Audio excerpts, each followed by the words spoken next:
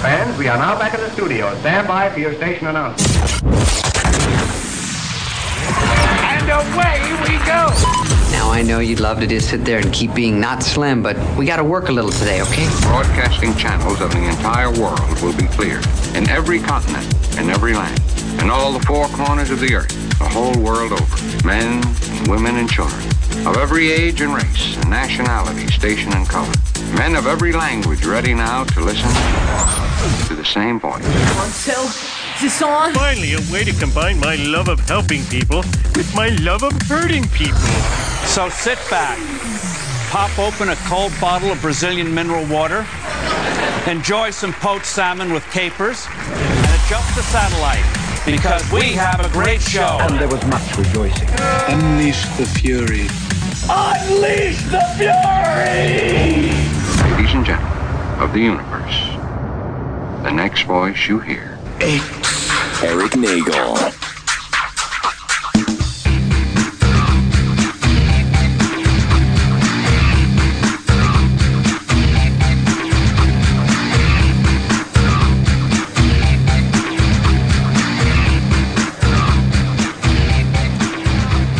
Yes, it is. It is Erik Nagel. That is me. E-Rock Radio on Twitter and Instagram here on Sirius XM. Well, now the channel is Opie Radio, so it's officially titled Sirius Open 206, Radio? Opie Radio. Oh, that's a change. That's the, yes. It Open is the source change. radio. Oh.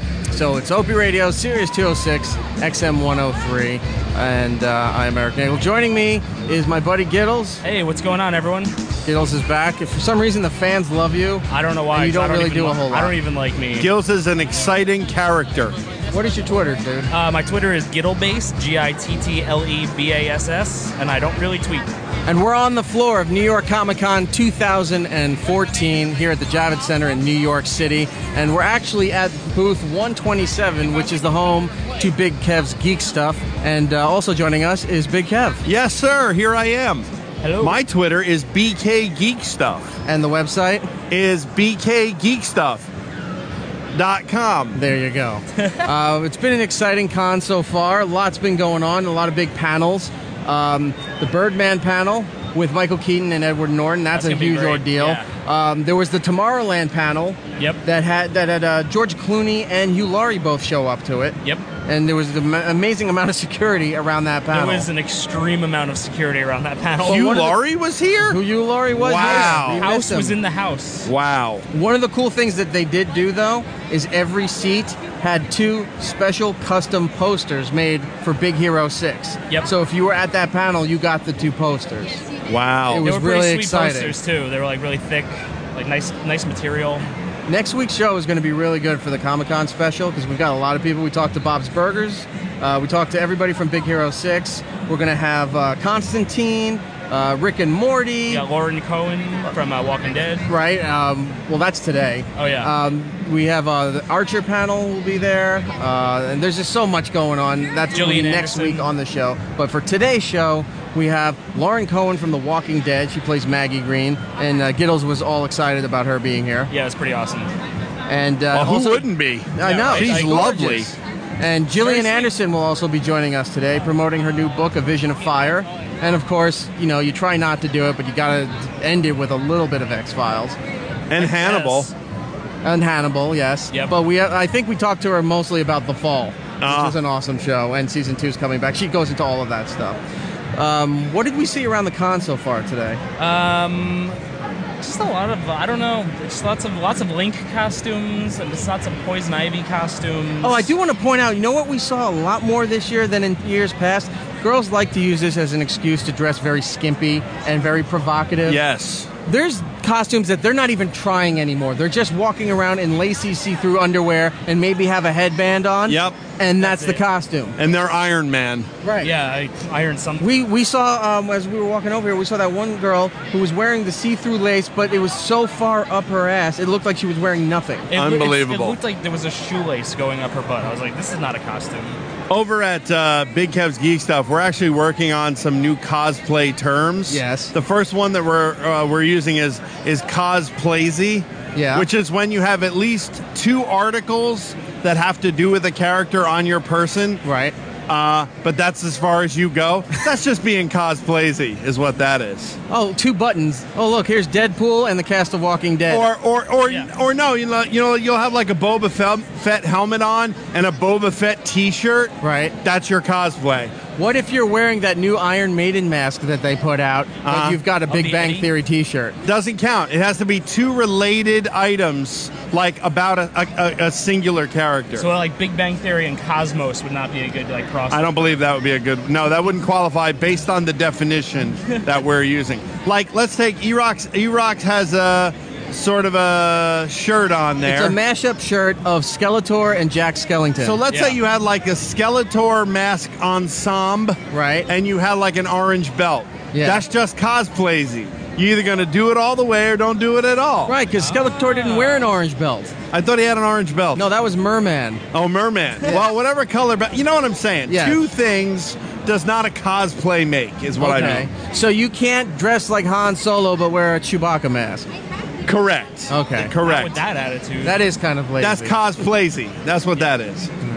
Well, it's a lot to go on today here, a lot of interviews, and we're going to have to get to the first one here. Walking Dead Season 5 is out Sunday, 9 p.m. on the East and the West. It just, look it up. How do you not know at this point? And, of course, Talking Dead with Chris Hardwick right after it. But Season 5 is coming up. Season 4 left you at a cliffhanger. Oh, yeah. They're trapped in a train car. How are they going to get out? What's going to happen? I don't know. I think there's going to be lots of explosions and crazy shit.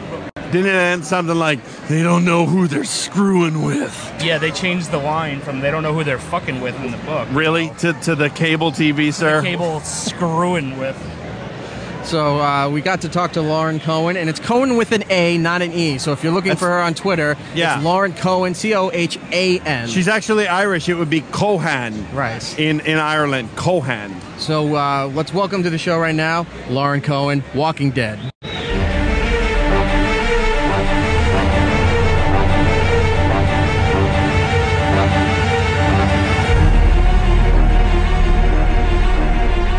Hey guys. Hello. How are you? Good. How's it going? Good. Make sure I don't give any No. post-ep 1. Oh, you could. Super spoilers. Yeah. Feel free. Ay, caramba. So we are here. Well, you know her as Maggie Green, but to her friends and her family know her as Lauren Cohan, and it's Cohan with an A, not an E. Yeah, so if you're and it's looking, actually co-hand, like hand without a... So if you're looking for her on Twitter, remember, A, not an E. Oh, there we go. Yeah. So, Walking Dead, I don't think anybody out there doesn't know what The Walking Dead is, but for those who don't, it's a really cool zombie show. It's based on graphic novels, and it's worldwide popular, and I'm sure that Lauren can't go anywhere without somebody recognizing that. Kind of true, yeah. But especially when we're in Times Square, we did GMA this morning, and Stephen Yeun, Michael Cudlitz, and I were doing an interview there in the middle of Times Square. It was actually kind of crazy and awesome. And they all recognized us, but that's because we were filming a TV show in the middle of Times Square. It's a good thing that trouble doesn't follow you like it follows your character in the show, because I was looking on your Twitter and I saw you might have been near Central Park, and you ran into a school trip or something like that. So you took a photo with them. I'm like, oh my God, those kids are in such danger now because you're around there, and then you walk away and then the zombies get them. Psych. There you go, kids. It would have probably been in a lot more danger if Rick was there. Rick brings danger everywhere he goes. Yeah. Is that how it's perceived? As a follower of the graphic novels, it always seems it's like, hey, look, it's Rick finds a bunch of people, goes to town, and then it all goes to hell. He means so well. He just wants everyone to be happy. Yeah. I mean, it's just very difficult because we keep wanting to kind of balance the cautiousness with the sort of bravery that you need to find somewhere. It's quite tricky, actually, especially right now where the group's left, because we're up shit creek without a paddle. Yeah, this was definitely the first season where it kind of left off in a very precarious situation where it's not kind of like overloading to like, oh, like this is where the show is going to go. This is like, no, it is going to start in this train car and it's going to be crazy. Yes. So, What was the thinking behind that? Because usually the seasons, as Brian said, are usually kind of bookend. Like, here's the start, here's the end, and then there's a fresh start, and then, but zombies will be there all the time. But this, you're stuck in... Well, in the it's not a spoiler. Yeah. You're stuck in the train car, and in the city, and that's where they left you. what made them decide to do a cliffhanger? It's really interesting because I was thinking back to the beginning of season 3 and how happily it started. And we had Rick learning how to farm and Herschel teaching him how to plow. And then that group goes through such hell and we lose Herschel. We lose a lot of good people. We're thrown out of the prison. We're on the road. I don't know where my sister is. I have found my husband, but we haven't stopped to process anything. And we're trapped in a train car with really evil people keeping us there. And I think this is the first time we've gotten to pick up, because we do pick up season 5 seconds after we leave season 4. I don't know. I mean, I think I just forgot what the answer to the question I was actually going to say now, but it doesn't matter because what I was going to say is how exciting it was to end. Would you like me to repeat the question? Can you repeat the question, please? No, but Rick leaves us in season 4 saying you're screwing with the wrong people, and they really are, and we get to kick tush this year, so it's good. Season 5 is this Sunday, 9 p.m. on AMC. What do we know about these people that you're messing with here, this group?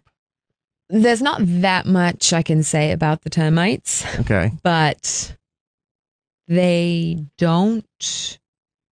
Everybody in this world has kind of done what they've needed to do to create some semblance of society and safety, and this group has their own version of sustenance, and we'll see this year right off the bat what they consider that to be, and it kind of posits this whole interesting journey for us as a group of is it better to survive or to be civilized? And so you'll see where that kind of goes. Conflicts, yeah. Well, it's interesting in the show because like all the groups kind of have their own dynamic. Like Rick has his group. It's like everyone's trying to, team up and, work together to stay ahead. Whereas like Joe's group that they ran into last season where Daryl ended up, joining them, they had their very own, like, we claim this is ours. So it's going to be interesting to see like how the termites blend with Rick's crew and like how that goes down. That's what I'm really excited for. Yeah, it doesn't go well. Yeah, I figured it's probably not going to go well. Yeah, it doesn't go well. Is there anything you could tell us about Garrett? Other than he's really creepy? He's very creepy. Andrew J. West is a very great addition to our cast, and nobody is what they seem. I mean, he is a great addition, but his character isn't what he seems. But what I can say is that it's been good for us because we go to some extremely dark places this season that I just don't think would have been possible before, but we've all been together on this journey for so long now. And it's so funny. I'm like such a spoiler expert now, non-spoiler expert. But it's crazy. We're going to meet a lot of new people. And for my character, especially, there's going to be these big, we didn't see her process anything since Herschel had died. We didn't really see Glenn process any of that. We just kind of saw them come back together.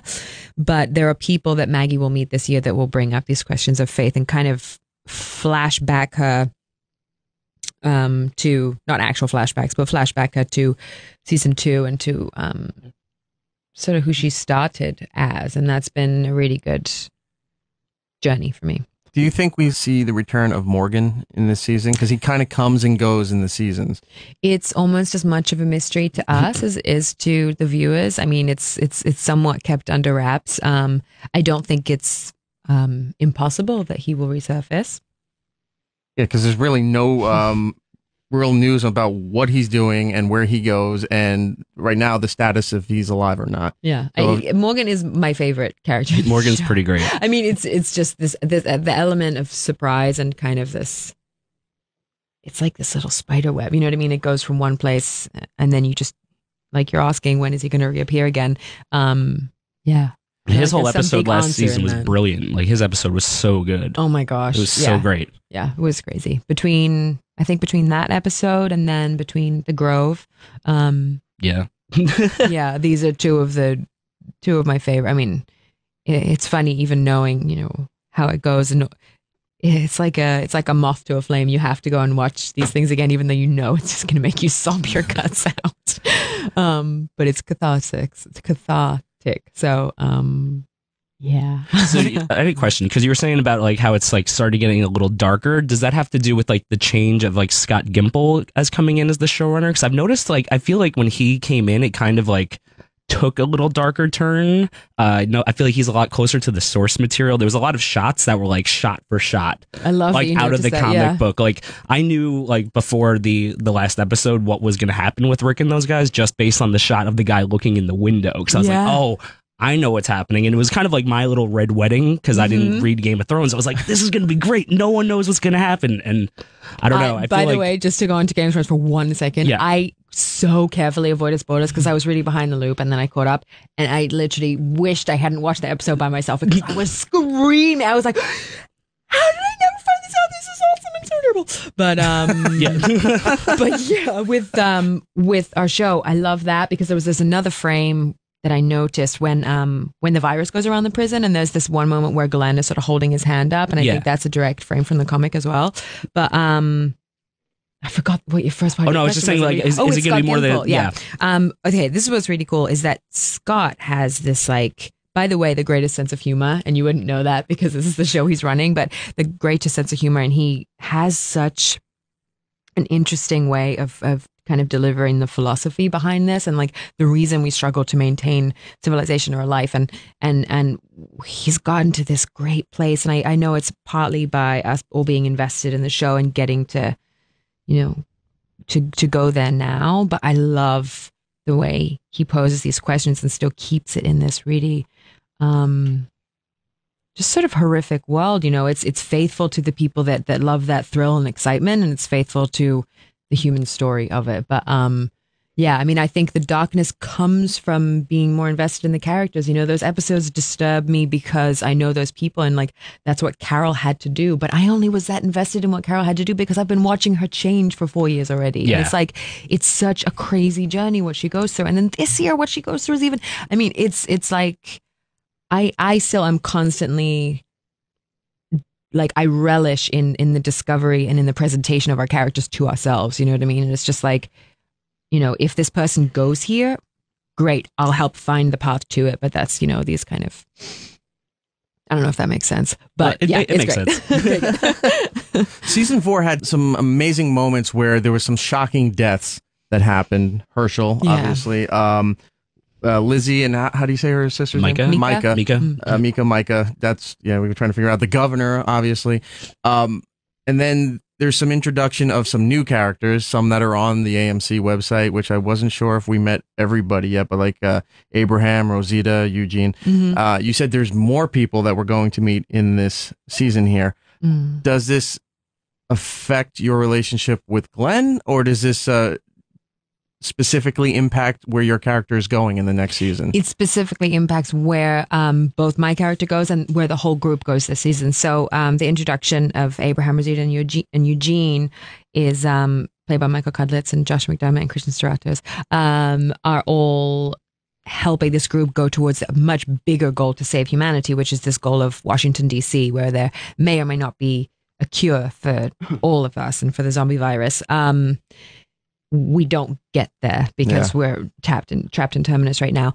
But another character who's great is Seth Gilliam, who plays the priest in season 5. And that's been, I mean, he is such a phenomenal actor. It's the character is incredible, and Seth himself is just like, he just blows us away. So we're really excited for everybody to meet, you know, see more of these characters and to meet the new ones. That's awesome. Did you have any? Because he plays Gabriel Stokes, right? Mm-hmm. Yeah, that's such a great character. Yeah. It's great. It's because Maggie gets to sort of enter into this whole conversation again about faith, and cool. That's fantastic. Is there going to be any kind of conflict between Maggie, Tara, and Glenn, being that Tara came from the governor's camp and the execution of Herschel? Yes. We're going to see that brought up. Okay. I can't say, you know, how that's going to go, but we definitely go into that territory. Yes. Awesome. Yeah. Walking Dead season 5 on AMC Sunday 9:00. it's interesting that they're one of the few networks that still post 8 o'clock Central. Because a lot of networks don't do that. Yeah. And I'm looking at it, I'm like, wow, all right, let's promo 8 o'clock Central. Because then it just it's not like it goes through the time zones. It restarts at 9 p.m. on the West Coast. Who knows? So it's like a no man's land of time. Right. Yeah. But, because everybody's just watching the West Coast feed, the East Coast feed anyway, right? Right. That's what And it's hard for the West Coast people because they got to stay off social media for a few hours because then they got to wait for it to restart at 9 o'clock their time so they can watch everything. Yeah. Because already the East Coast is already blowing everything that's going on. Oh my God, he died. Yeah. And it's only 6 o'clock on the West Coast. You're having dinner and like, God damn it. Well, you shouldn't be looking at social media while you're eating. Yeah, that's very true. That's the lesson. No, I'm Some just kidding. people don't have families, Maggie. They're home alone. You'd be perfect for The Walking Dead. Oh, no family. You're set. I wanted to ask you a couple of things, non-Walking Dead related, if I could. I noticed you're in the Destiny game that just came out. Right? How was that? It's so funny. I had to keep that under wraps for so long.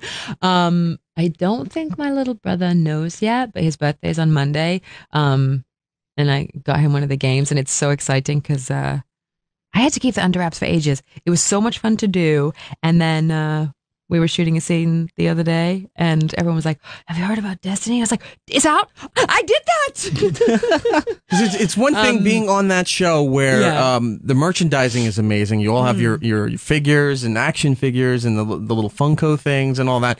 And just to be able to one-up them, like, oh, we all have posters and figures or whatever, and then you just go, I'm in the video game. No, but I literally, no, it was. And I was just like, I was so excited because I was just like, you know, that whole game was shrouded in so much mystery as well. Right. So I have kind of these signposts of like who heck it is and who the character is and everything. And obviously getting to be in the game with a lot of other really cool people. But still, you don't know what they're up to. And so it's the world I live in. It's the world of don't talk about your job. Clearly, until you're on the radio, talk about your job for an hour. But have you played the game? No, not yet. I'm actually going to get it this weekend. Have you at least seen what your character is and what it's doing in the game? Yes, I know the sort of basics of what she's doing, and I've seen the illustrations, but I don't know sort of the whole story overview. So it's good because then you can't possibly slip up. That's good. Well, I know what you're getting for Christmas. If it wasn't Walking Dead stuff for your family, you're now getting signed copies of the video game. I know, it's funny. My aunt was joking. She saw the Funko dolls, and she was like, forgot I was on the group. We do WhatsApp in my family. She forgot I was on one of the groups, and she goes, let's get tons of these and put them in Lauren's room for her birthday. We'll scare. And I was like, Lexley, I'm on the chat. Yeah, that's the one. That's the one. Do you know how hard it is to find this and Rick Grimes? For real? Yeah. Oh, that's great. You know, there's a blood splattered version as well. What? There's not very not many find of that that one. one. It's kind of like Maggie has like mud and blood kind of on her wrists. Well, what I'm showing kinda weird. Lauren here is her Funko Pop figure from Walking Dead. But now you're gonna have to come back because I'll find the blood spattered one, and you're gonna have to sign that one as Okay, well. cool. I'll sign this Last one. question before you have to get out of here. Walking Dead on AMC season 5 big premiere Sunday night 9 p.m. And congrats already on season 6, which is pretty crazy. Yeah. Isn't that cool? Yeah, I thought that was awesome. Thank you. You moving to the UK at a young age, and your mom's Scottish. Mm-hmm. Was there much discussion? Like, how did she feel about the big vote that they just had? I know. I actually have to ask her about that. I don't know. I haven't asked her. She hasn't discussed it at all? Or? No, I mean, my parents are moving house right now, so when we talk, it's like, Lauren, do you want me to keep this picture frame in this box of journals from when you were 7? Yeah, could you? Well, we're out of time here with Lauren. Walking Dead, like we said, season 5 on AMC, 9 p.m. Woo, 8 p.m. Central. It's going to be awesome. 8 p.m. Central. This seems to be a new thing. Maybe it'll take off with the kids. Who knows? And it's at Lauren Cohan with an A, not an E, on Twitter. What else do you think they're going to be doing with Walking Dead? Is there going to be like a video game series or? There is actually already one that I was going to say Merle and Daryl did, and then beyond that, I think there's another computer game. I'm not completely up on all the computer games that are coming from the show, but I think there's 2 already. So you're going to be in those as well. You got to start playing them. Yeah, I know. I do a lot of zombie in the daytime. That sounds weird. I spend a lot of time with zombies in the daytime, so I'm not doing as much of it on the TV. Well, that's it. Thank you very much, I Lauren. lost really my power of appreciate it. English. It's okay. Have some coffee. We're all going to go to sleep. Have a good night. Bye. Erik Nagel. You know, E-Rock? Well, he'll be right back. It's Erik Nagel. Erik Nagel.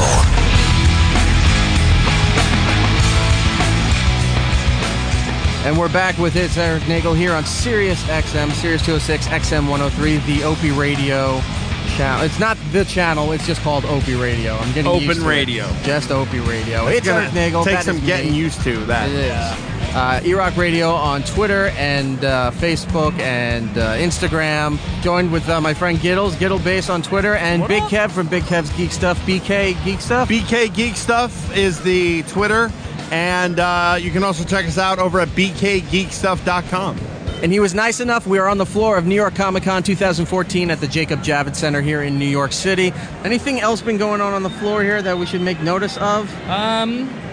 I don't know. The Lord of the Rings exhibit's pretty ridiculous. Yeah, there's a really impressive Smo Lord of the Rings Hobbit display. Yeah. Oh, that's the Weta booth. Yeah. That's the company that did all the effects for all those movies. Huge dragon head. Yeah, it's crazy. Smaug. Right? And if you get close enough to it, the eyes open up. We were there taking photos, and some little kid started screaming at the top of his lungs. Yeah. Scared the shit out of him. That's awesome. It is. So, Yeah, let me know. that But I did happens. go over to the Titan booth. I went over and got all my Doctor Who Titan exclusives, which seemed to annoy some guy next to me. It's not like he was buying all that anyway. Right. But he's like, sure, grab that too. And I said, excuse me? And he wouldn't look at me. And I go, you're a dick. And the guy behind the table, nice school British dude, he goes, yeah, he is a dick.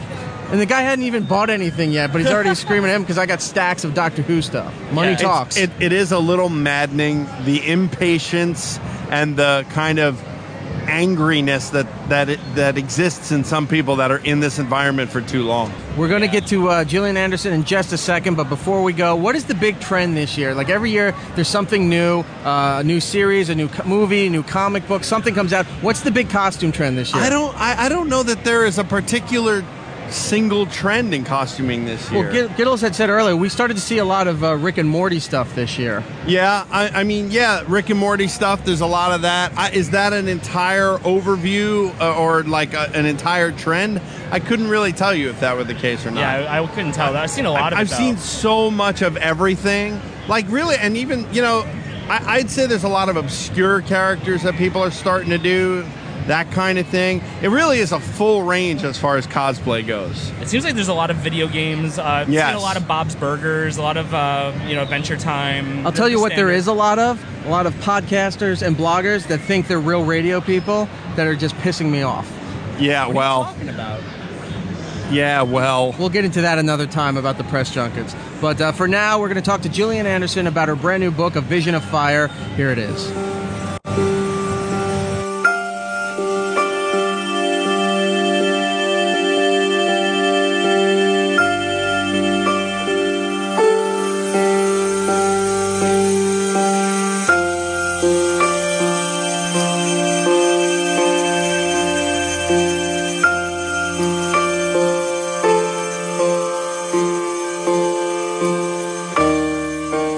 I'm here with my buddy Gittles, and we also have a major celebrity in studio. If you're any kind of sci-fi fan, you'll immediately know who this person is, but she's not just from sci-fi. She's done a lot of theater, a lot of movies, television, and also now an accomplished author. And Gillian Anderson is here. How are you? I'm very good. How are you? Can I ask you about your t-shirt? What's your t-shirt? It is a artwork of Doctor Who, the TARDIS. Oh, is it? Yes, I'm a big fan of Doctor Who and a lot of British television. Cool. We are also fans of The Fall. Thank you. Fall's awesome. Thank you. So good. The second season's more awesome. I can't. I just have to say. We were going to wait a little bit on that, but no, that's fine. We'll jump into it right now. Why not? Are you Since filming we're here. season 2 for The Fall right now? Season 2 is finished, and it's done. airing in the UK in November and probably on Netflix in January. It's not often that, and I don't like to be one of those bootlegger types online or anything like that, but a lot of the good British programming doesn't come over here till way later. So sometimes you have to do what you can to see the shows that you love. I'll just put it that way. But yeah, excited for season 2. Anything maybe? Is there anything that can be hinted that's not giving away what's going on? Or There really isn't. I mean, we pick up where we left off, exactly. And so Spectre's on the run, so to speak, and they're still, going through the motions of putting things together and figuring out how to track him down, et cetera, and at some point they may get closer and This things is giving may us happen. nothing. Well, that's what I really like about the show. Is like it really has a cat and mouse feel to it. Like there's Mhm. such a chase like going on, and I love your character. Like I think you have like one of the strongest characters like on TV. It's Thank so you, good. thank you. And I can't tell you how good the second season is. I can't wait. And more of a cat and mouse than the first. Even Mhm. With the popularity of that show, are you starting to see more people, or maybe more younger people, recognizing you from that role as opposed to Scully from X-Files? Are you seeing a shift, or are people still just coming up and talking to you about it's X-Files? kind of everything. And lately, because I did Streetcar in London, and I've been amazed at not only how many people came over to see it, but how many people have seen the live version of it, because it's now a film version of it, which was filmed live and airs in 42 countries, and still screenings in New York and everywhere. And the amount of people that have actually showed up to see that's the thing that not necessarily surprises me, but impresses me, that people are that interested in good work, or have been fans for long enough that they will sit through 3.5 hours of a play in a movie theater. Is awesome. How big is your love for doing live theater as opposed to doing television and movies? Like, do you do a couple of projects for TV and movies and then try to find something for yourself to go back to theater? Or are you just going through the motions as like, I do theater, I do this, I do this? No, it's definitely not a going through. I don't do anything going through the motions in my life. I usually do theater once every 3 or 4 years, mostly because I'm not that animal that can do it for back-to-back 6 months, Right. But this is the first experience. I've wanted to play Blanche for pretty much my whole adult life, and it's been a long-running dream for me, and was involved in putting it together, and the director, and choosing the space, and it's so it was really a dream come true. And hopefully we're in talks with a theater in New York, and we're hoping to bring it here. It'll be a little while from now, but how many times have you seen Streetcar being performed without you being in the without company? me? Yeah, but I mean, I've seen how many times probably have you 3 gotten a other chance to see productions of it? Yeah. I think in my life, yeah. By doing Streetcar, and Yeah. and you'll do the run if it comes to New York as well. Oh yeah. It would be the entire production. So that's me and Ben Foster and and that Vanessa. doesn't tire you out.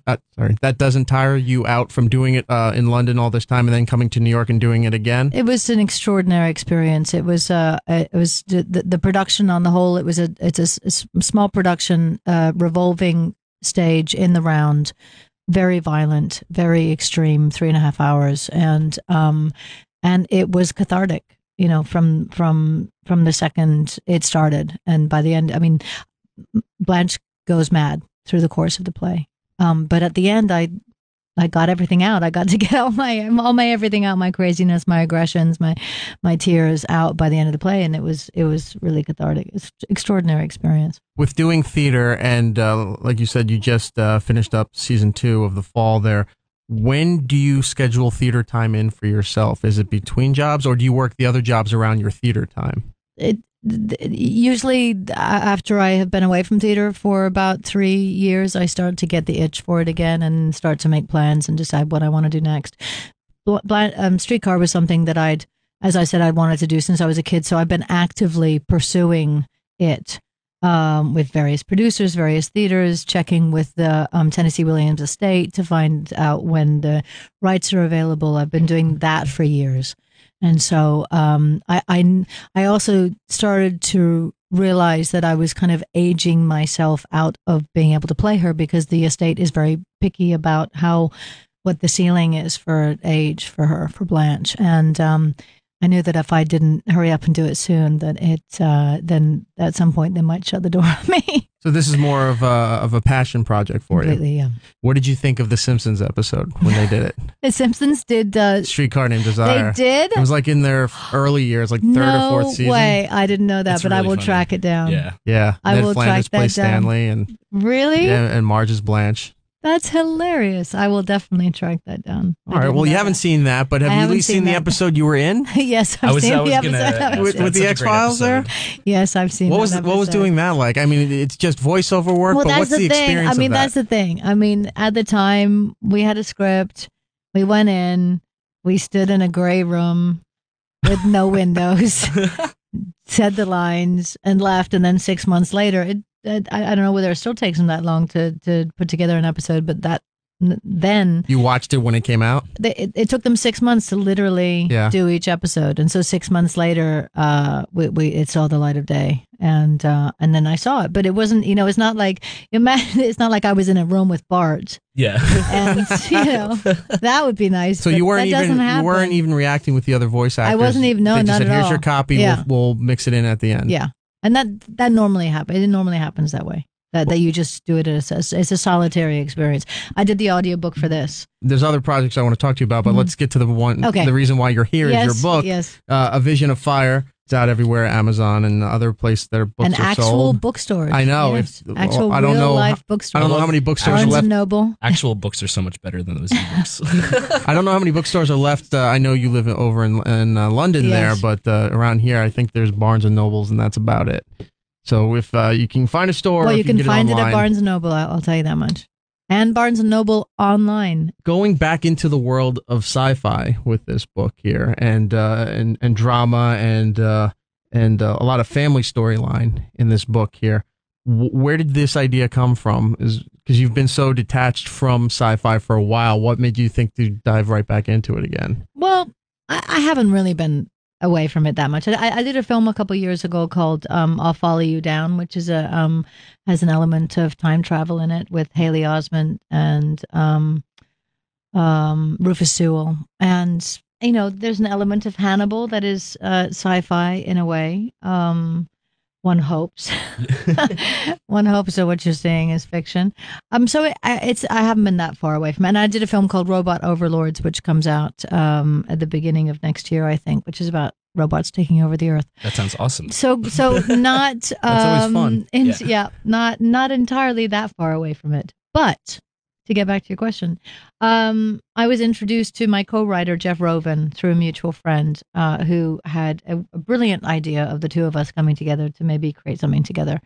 And we started brainstorming, and I was interested in creating a character that I could eventually play were this to go to film, which was another intention. And so we kind of started with that and created something that was cinematic enough in its reach that it would translate.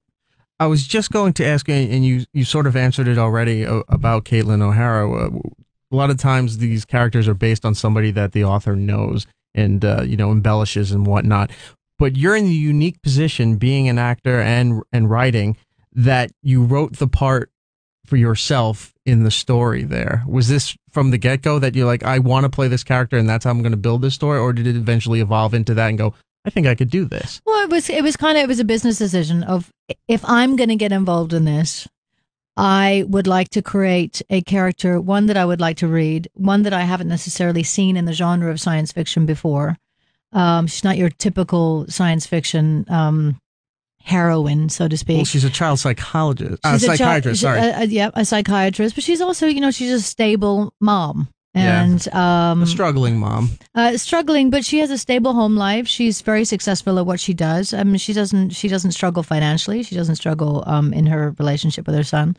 So she's a stable, solid woman. And I think I meant struggling more about personal relatitions. Like a little bit. I mean, she's not dating. She's not really seeing anybody. No, that's true. But I don't think that's necessarily. I mean, I think that would be nice, but she doesn't hang out in bars so that she meets somebody. No. She's not that kind of person. She's not wanting in that sense. I think she feels like it would be nice to have a relationship, but her other work and her relationship with her son comes before that. What brought in the setting of having it deal with the India-Pakistan conflict?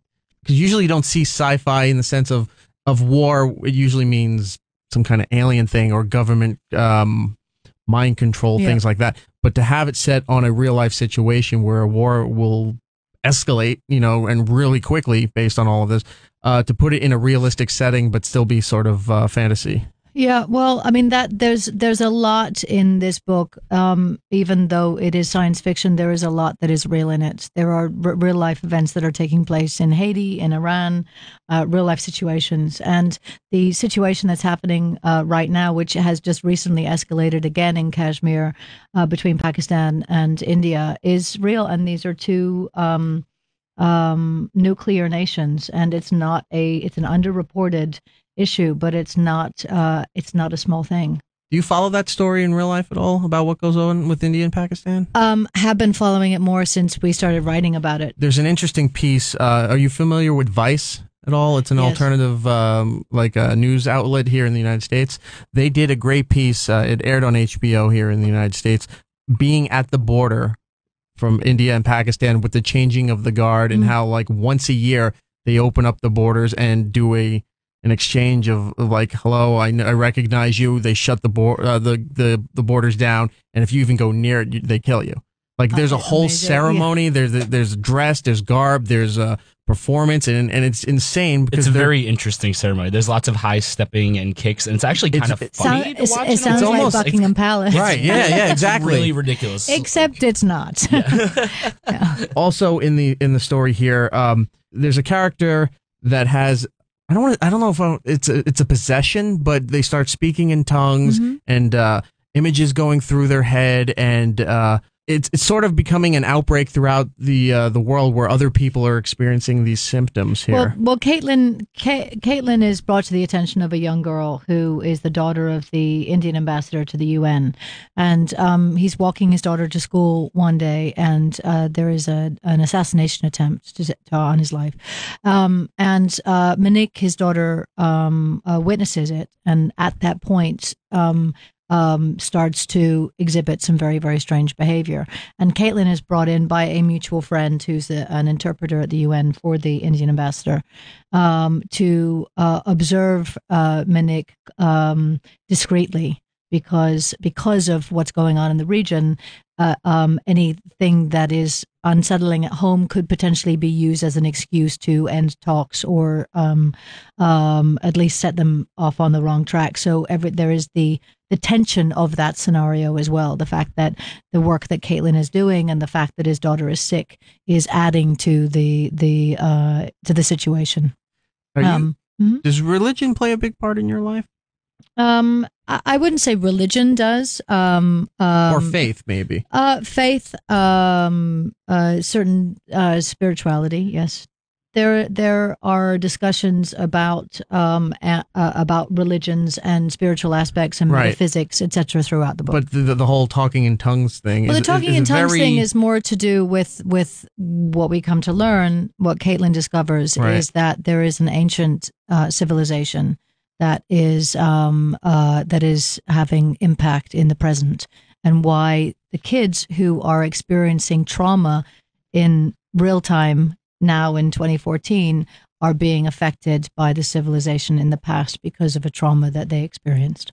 The book is called A Vision of Fire. I'm here with Gillian Anderson. You can get it on Amazon. You said you already did the audio version of it. Is that available right now as well? It is, as we speak. So if you're in the car somewhere, you can download it, Bluetooth it right to your radio and take a listen. Stop driving first and then download it. You said you were writing this and envisioning the main character as a part that you could eventually play. With the book out now and everything, are you shopping around the rights to make this a reality? We were approached the minute the book was announced by a handful of production companies, and made a decision to wait until the book actually came out to start that conversation again. What kind of role, if it does get picked up, what kind of role would you take other than, actually being in the production? Would you do more of a behind the scenes thing too? Do you want to be a producer? Direct? Do you direct at all? Or I have directed. A couple of times. I will direct again, but this isn't something that I would direct. No, this is just going to be somebody else take the reins. I'm just going to live the part that I wrote. Yeah, I'm not sure if I'm that interested in big action features. I'm more interested in art house films and in directing those. I do want to talk about a couple other projects that you have worked on. You were great in The Last King of Scotland. Thank you. But also you did Charles Dickens' Bleak House. Mm-hmm. That's awesome. Thank you. Because I never got a chance to see that story until I heard that you were in it, and there's ways of finding things, and you seek it out. And are you a big fan of these older classic works, maybe even more Shakespearean style stuff too? And well, I live in the UK, and they do a lot of dramatizations of classic works over there, and I have been fortunately approached by specifically the BBC to do these pieces, and so I was asked to do the first one I did was Bleak House, playing Lady Dedlock, and then I did Great Expectations for them and Miss Havisham, and then there was a book, contemporary novel called The Crimson Petal and the White that I did for ITV, or was it Channel 4? I can't remember, but yes, so period pieces. And I enjoy that. It's wonderful to mix that in with everything else. it's interesting with the Bleak House by Dickens that it's not a book that's really stressed reading over here in the United States, but Great Expectations is. They have it at least in when we were going to high school and stuff. They made you read it, as they say, and with all the great works like from Shakespeare and Dickens and whatnot. So it's just interesting to see some other stories that don't get the popularity as far as other Dickens works. To see that come up on the stage there, and did a great job. From it wasn't the complete thing, but from everything I saw, it was amazing. Well, it is downloadable. So if you wanted to see more of it, you could do that legally. The book, A Vision of Fire, Gillian Anderson. You do a lot of charitable work too. I wanted to talk to you about. You're involved with PETA, and the Amnesty International was an interesting thing because you always hear people talk about it, but you never see people really do stuff. And I read that you were part of that letter that was presented on their behalf. Do you do a lot of fundraising for them? Do you do a lot of the performance stuff that they put out time to time? I was involved in a performance piece with Vanessa Redgrave and Ray Fiennes. There was a performance at I think the Hay Festival a few years ago that I was involved in with them, and they contact me at various times if they need some extra added help in different areas, like most of the charities that I am involved in. There's a couple on there that I am more specifically involved in, neurofibromatosis. Yes, I was going to ask you about that. Yeah, which that affected your family. It affected my family. My brother died of a brain tumor 3 years ago, related to the disease. But I've been involved with that charity since he was 3 years old and was first diagnosed. But PETA and Say Yes is a charity that I put together in South Africa with a friend of mine, and it's pairing up youth who have either been on the street or been in hostels with mentors to help them kind of get their lives back together again, and teach them how to get a job, how to fill out applications, how to find, how to wash their clothes, how to be responsible citizens in the world, and also develop meaningful and safe relationships with another adult. One last question before you go, and tried to stay away from X-Files, but I guess I have to ask you.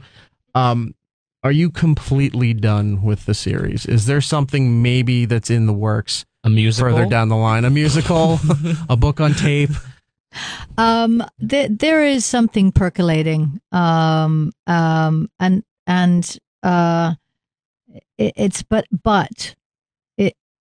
It needs to be manifested. Okay. If you know what I mean. So it's an idea right now. Yeah. There's been talk for a long time. There continues to be talk. There's support on all sides. It's just a matter of it actually happening. Are you pushing for it? Oh yeah, we're all pushing for it. Oh, we're that's all great. pushing for it. Well, hopefully this will happen one day. Thank you so much. It's been a real honor. And if you couldn't tell, I've been nervous here talking to you. Because look, I grew up watching X-Files and watching your other projects, so it was a big portion of my young adulthood. So I do appreciate you taking the time out to talk to us. Vision of Fire is the book. You can find it on Amazon and in bookstores, also the audio version as well. Brian, did you have anything else? No, it's just awesome. And also watch, Thank you. watch The Fall if you get a chance to as well. Everyone Thanks, should watch guys. The I Fall. really appreciate Thank it. you Thanks so for much. your support. Thank you. It's Erik Nagel. Back on the floor here of New York Comic Con 2014 at the Jacob Javits Center here in New York City. It's Erik Nagel. That is me. E-Rock Radio on Twitter and Instagram. My buddy Gittles is joining me, and Big Kev from Big Kev's Geek Stuff. I think that's about it for us. Comic-Con has been, again, amazing. We look forward to this every year. Thank you to Big Kev and the Big Kev Geek Stuff crew for allowing us to use their booth for all of this stuff right here on the floor. You got a great location this year. Oh, yes. Terrific. Last year, they stuck you in Artist Alley all the way in the back, and you were nowhere. No, you know what? That was a good location, too. Different crowd, different vibe. But we're glad to be on the main floor. We're really happy to be in the block where all the designer toy stuff goes down. How bad do you want her outfit to split open right now? Who? The Asian cat woman. Uh-huh. Yeah.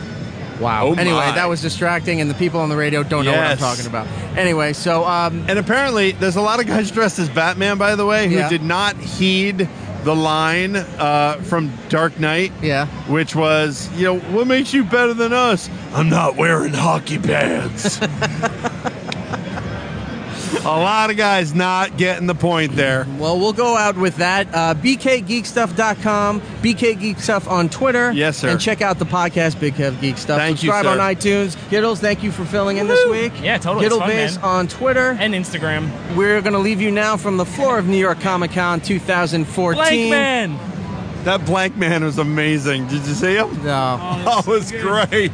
Well, with that being said, till next time, be seeing ya. And that's all the time we have. Follow Erik on Twitter, Facebook, and Instagram at eRock Radio. The show should be back next week. Maybe in 2 weeks. Who the hell knows around here anymore?